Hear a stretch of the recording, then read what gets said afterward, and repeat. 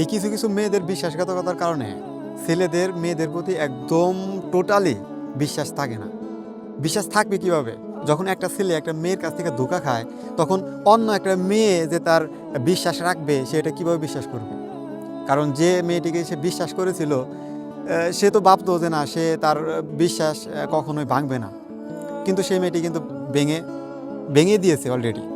এবং পরবর্তীতে অন্য একটা মেয়ের কাছে যখন সে যাবে, তখন সে ওই মেয়েটিকে কীভাবে বিশ্বাস করবে? আপনারা বলুন। তো আজকের এই ঘটনাটা শুনে যান। আজকের এই ঘটনাটি আমাকে পাঠিয়েছে রংপুর থেকে এক ভাইয়া পাঠাইছে। তো ঘটনাটি বলার সময় ভাইয়াটি মানে কেঁদে দিয়েছিল আর কি। তো আমার বিষয়টা খুবই কষ্ট লাগছে। তো এই ঘটনাটা আপনারা শুনে যান। ওই ভাইয়াটির ২ বছরের সম্পর্ক ছিল। তারা ২ বছর প্রেম করে। মেয়েটি ওই ছেলেটিকে অনেক ভালোবাসতো। সেটা ওই ছেলেটি বুঝতো যে না, মেয়েটি তাকে অনেক ভালোবাসে এবং ছেলেটি তো অনেক ভালোবাসতো মেয়েটিকে। এবং একটা পর্যায়ে তাদের পরিবার থেকে জানতে পারে, মেয়েটির পরিবার থেকেও জানতে পারে এবং ছেলেটির পরিবার থেকেও জানতে পারে তাদের মধ্যে যে সম্পর্ক আছে। এবং পরবর্তীতে তারা তাদের ২ পরিবার মানে একসাথে কথা বলে। কথা বলার পরে তাদের বিয়ের ডেটও ঠিক করে। ১ মাস পর বিয়ে হওয়ার কথা হয়। কিন্তু তার পরের দিনই ওই মেয়েটি অন্য একটা ছেলের সাথে ভাইগা যায়। চিন্তা করেন ভাই, একটা মেয়ে একটা ছেলের সাথে ২ বছরের সম্পর্কে রয়েছে এবং তাদের বিয়েও ঠিক হয়ে গেছে। ওই টাইমে অন্য একটা ছেলের সাথে ভাইগা গেছে। চিন্তা করা যায় কোন পর্যায়ে, মানে কতটা নিষ্ঠুর থাকলে পারা একটা মেয়ে তখন এই কাজটা করতে পারে। তখন ছেলেটি তো অনেক কষ্ট পায় এই ঘটনা শোনার পরে। সে অনেক দৌড়াদৌড়ি পারে, তার পরিবারের ওই মেয়েটির পরিবারের কাছে আসে যে আপনারা একটা ব্যবস্থা করেন, অনেক কান্নাকাটি করে। মেয়েটির পরিবার বলে আমরা এখন কি করবো? আমরা তো জানি না যে মেয়েটি বাইকে গেছে। আর মেয়েটির আপনারা তো বুঝেনি, মেয়েটির মানে পরিবার তো মানে এই কথা বলেই তো শেষ, আর কোনো কথা নাই।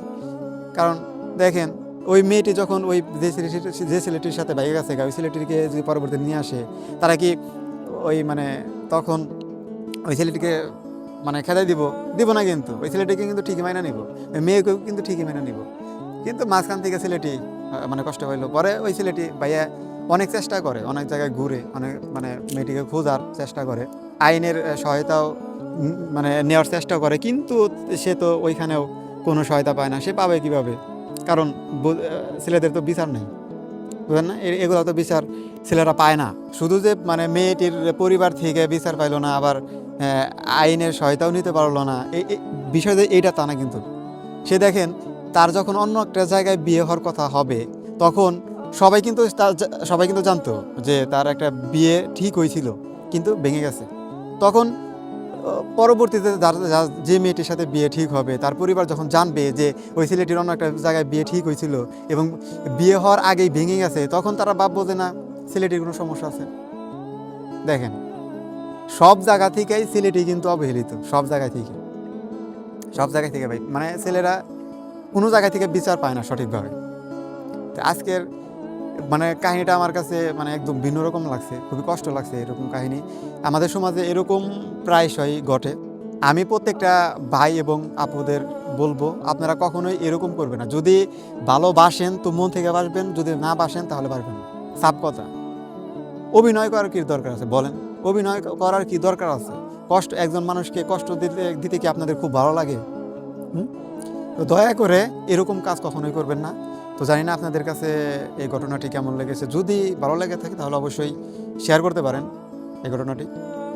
আর আপনাদের জীবনে যদি এরকম কোনো ঘটনা থাকে, আপনারা অবশ্যই আমাকে বলতে পারেন, আমি অবশ্যই বলার চেষ্টা করব। তো ভালো থাকবেন। আসসালামু আলাইকুম।